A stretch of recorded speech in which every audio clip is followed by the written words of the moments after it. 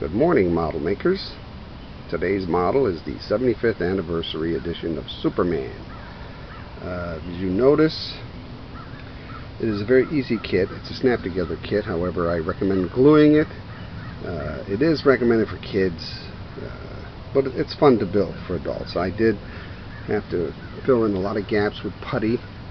The hair had absolutely no detail whatsoever. So what I did was I used AB's epoxy and completely re-sculpted the hair. Also, like I said, there was very little detail in the hair at all. Just a couple of bumps. Looking at the ears, I had to also remake the ears. There were no, basically no ears at all on this kit. So again, AB's epoxy, sculpted some ears, drilled some holes in it, give it some detail, both sides, as you can see. I could have went with the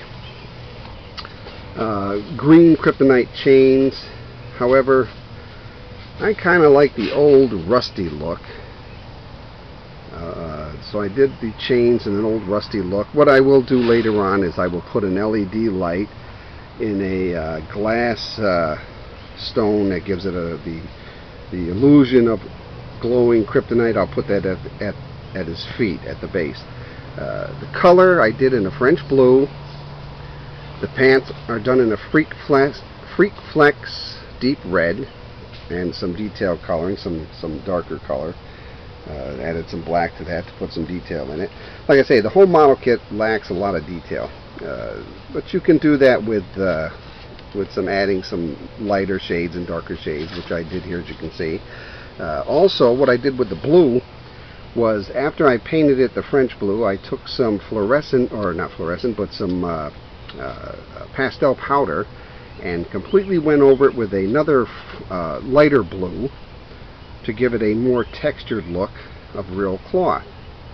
The cape, again, I was going to add some AB's epoxy and really make the cape stand out, but I said to hell with it, so I just added some darker shading to give it somewhat of a illusion of detail. I don't like the stickers on it. They are very heavy stickers. I think I'll take this one off and I'll make my own. I have a little thinner stuff that I bought from the hobby shop. But again, there's the chains. I don't know if you can see it with this camera. It's a shitty camera. The rusting effect was achieved using flat black along with some mahogany brown, very thinly watered down, and then some red leather, again thinly watered down, and then take a number 2 pencil and scrape it across and then just rub everything in. And I did place the chain closer to the body, as you can see here, than it was originally. I dirtied him up a little bit, as you can see on his face. I did the Robles technique with the splatter, the blue, the white, the brown, a little bit of the yellow. I don't know if you can pick it up on this, but he is breaking out of chains, so he is kind of, his suit needs to be somewhat dirty. The base I did with a chrome, a very shiny chrome, and then took my Dremel and buffed it out, and to give it the steel look. I did put some pits in it to give it some imperfections. It does look nice. I lacquered the boots somewhat and then kind of toned it down on the top of the boots. Like I say, I wanted them to be somewhat dirty. The next kit I ordered is the exact same kit. What I'm going to do with that one is I'm going to make him, I'll drill some, with my Dremel I'll cut out some holes in his suit and his cape and really whiten his face up. I'm going to make him look like a drug addict, and I'm going to sculpt a little heroin needle to stick in his arms just for the fun of it. Like I say, it is a fun kit to build.